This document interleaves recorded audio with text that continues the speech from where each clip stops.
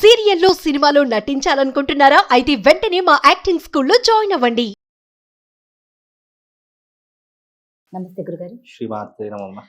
సంకష్టహర చతుర్థి అనేది ఏ రోజు వస్తుంది, ఎన్ని గంటలకు మొదలవుతుంది, ఆ రోజు అసలు ఏం చెయ్యాలి, ముఖ్యంగా ఆలయాలకు వెళ్ళాలి అంటే ఏ ఆలయాలకు వెళ్ళాలి? తప్పకుండా తెలియజేస్తున్నాం. ముందుగా వీక్షిస్తున్న ప్రేక్షకులందరికీ శ్రీమాత్రే నమః, శ్రీ గురుభ్యో నమః. ఓం గణానాహం త్వా గణపతికం భవామహే కవిం కవీనాముపమష్టవష్టవం జ్యేష్ఠరాజం బ్రహ్మణాం బ్రహ్మణస్పద ఆన్శ్రవన్నోతిభిస్సీదసాదనం శ్రీ మహాగణాధిపతయే నమః. మనకు సంకష్టహర చతుర్థి అనేటటువంటిది కష్టములను దూరం చేసుకునేటటువంటిది అని అర్థం. అందుకే పేరులోనే సంకష్టములు అని అర్థం ఉంది. అంటే మనము ఎన్ని రోజుల నుంచి పడుతున్నటువంటి కష్టములు ఏకకాలంలో పూర్తిగా తొలగించుకోవాలి అంటే దానికి సంకష్టహర చతుర్థిని గనక మనం సరిగ్గా ఉపయోగించుకుంటే కష్టముల నుంచి బయటపడడానికి ఈ యొక్క సంకష్టహర చతుర్థి అనేటటువంటి తిథి మనకు ఉపయోగపడుతుంది. సంకష్టహర చతుర్థి దేనికి ప్రత్యేకత అంటే విఘ్నేశ్వరుడి యొక్క ఆరాధనకు ప్రధానమైనటువంటి మూలము సంకష్టహర చతుర్థి. ఇది పౌర్ణమి అయిన తర్వాత 4వ రోజున వచ్చేటటువంటి చతుర్థి. కాబట్టి ఈ యొక్క చతుర్థి సంకష్టహర చతుర్థి అనేటటువంటిది విశేషంగా మనకు ఏవైతే కోరికలు ఉన్నాయో ఆ కోరికలు నెరవేర్చుకోవడానికి చేసుకునేటటువంటి వ్రతం కానీ, ఉపవాసం కానీ, దీక్ష కానీ, లేదు అని అంటే గనక ఆరాధన కానీ ఇవన్నీ కూడా దేనిలో వస్తాయి? సంకష్టహర చతుర్థి దాంట్లో వస్తాయి. సంకష్టహర చతుర్థి ఎవరైతే చేసుకుంటున్నారో అనేక రకాలుగా చేసుకోవచ్చు. ఒకటి ఉపవాస దీక్షగా చేసుకోవచ్చు, 2 ఆరాధనగా చేసుకోవచ్చు, 3వది సంకష్టహర చతుర్థి వ్రతము అనేటటువంటిది కూడా ఉంటుంది, ఆ వ్రతములాగా కూడా చేసుకోవచ్చు. ఇక 4వది ఉపవాస దీక్షతో చేసుకోవచ్చు, 5వది ఆరాధన వల్ల చేసుకోవచ్చు. ఈ రకంగా పంచకర్మలను కూడా ఇచ్చేటటువంటి వ్రతం ఏదైనా ఉందంటే అది సంకష్టహర చతుర్థి అనేటటువంటి వ్రతం. ఇది బుధవారం రోజున రావడం జరుగుతుంది కాబట్టి బుధవారం రోజున విఘ్నేశ్వరుడి యొక్క ఆరాధన చాలా విశేషమైనటువంటిది. ఇది ఎవరెవరు ఎక్కువగా ఆచరిస్తారు అని అంటే గనక విశేషంగా సంతానం లేనటువంటి వారు, లేదు వివాహం కానటువంటి వారు, జీవితంలో ఎన్ని పనులు చేసినా అన్నింటికీ ఆటంకాలే వస్తాయి అని అనుకునేటటువంటి వారు, అంటే ఆటంకాల నుంచి దూరం కావాలి అని అనుకునేవారు, లేదు కుటుంబంలో శాంతి కావాలి అని అనుకునేవారు ఈ సంకష్టహర చతుర్థి వ్రతాన్ని ఎక్కువగా ఆచరిస్తూ ఉంటారు. ఈ మధ్యకాలంలో ఇది నెలకు ఒకసారి వస్తుంది. ప్రతి నెలలో పౌర్ణమి అయిన తర్వాత 4వ రోజున వచ్చేటటువంటి చతుర్థి సంకష్టహర చతుర్థి అని అర్థం. ఇది విశేషంగా అలాగే సంకష్ట చంద్రోదయం అయ్యేంత వరకు చాలా మంది ఉపవాసం ఉంటూ ఉంటారు. చంద్రోదయం మనకు చతుర్థి రోజున ఏ సమయానికి అవుతుంది అని అంటే కనుక 9:59 చంద్రోదయం అనేటటువంటిది ప్రారంభమవుతుంది. ఈ ఉపవాస దీక్ష కూడా చాలా ప్రత్యేకంగా ఉంటుంది.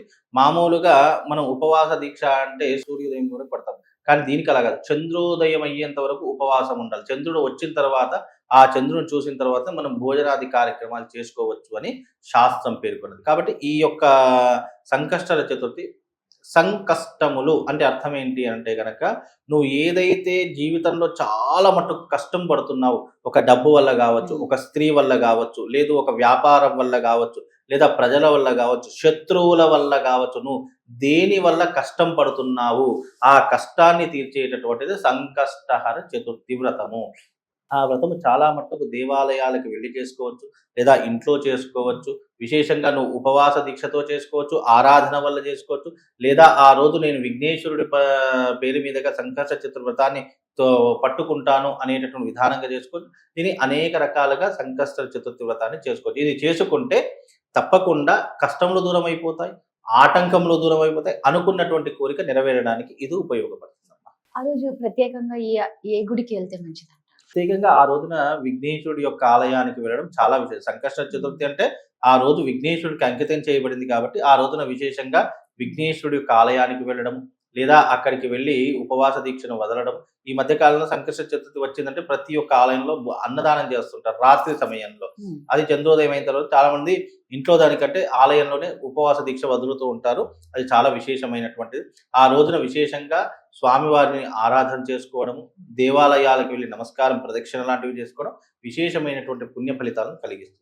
గురుగారు, ఈ రోజు చాలా ముఖ్యమైన రోజు అని చెప్తున్నారు కదా, ఆ రోజు వ్రతం కూడా చేసుకోవచ్చు అన్నారు. అసలు వ్రతాన్ని ఎలా జరుపుకోవాలి? ముఖ్యంగా సంకష్టహర చతుర్థి వ్రతం అనేటటువంటిది మనకి ఏ రకంగా సత్యనారాయణ స్వామి వారి యొక్క వ్రతం చేసుకుంటామో అలాగే ఈ యొక్క సంకష్ట చతుర్థి వ్రతానికి కూడా ఒక ప్రత్యేకమైన నియమం ఉంది.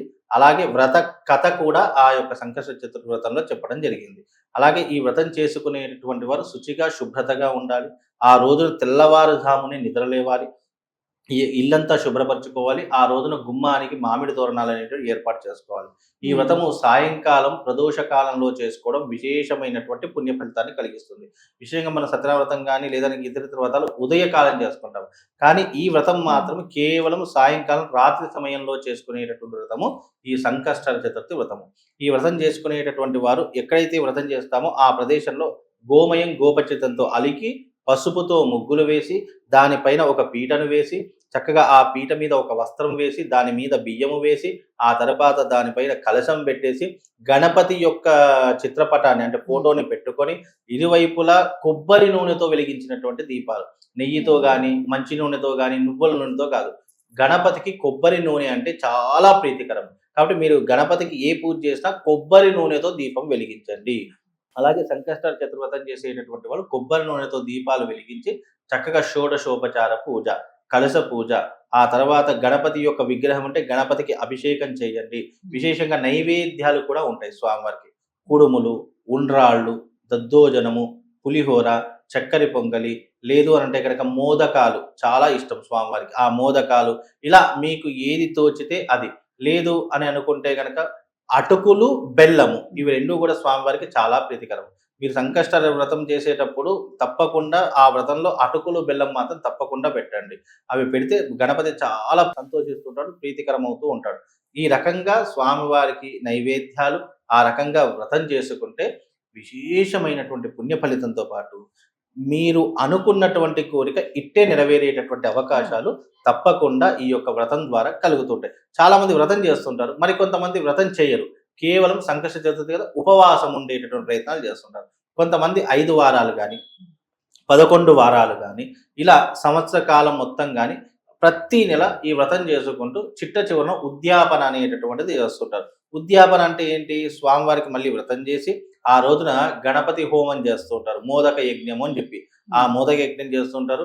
11 మందిని కానీ లేదా 5 దంపతులకు బ్రాహ్మణ దంపతులను పిలిచి భోజనాలు పెడుతూ ఉంటారు. ఈ రకంగా చేస్తే వ్రతం అనేటటువంటిది సంపూర్ణంగా అవుతుంది. మరికొంతమంది కేవలం ఉపవాసం ఉంటారు. మరికొంతమంది ఏమీ తినకుండా రాత్రి చంద్రుణ్ణి చూసేంత వరకు పచ్చి మంచినీళ్ళు కూడా ముట్టుకోకుండా ఉండేటటువంటి పద్ధతులు ఉన్నాయి.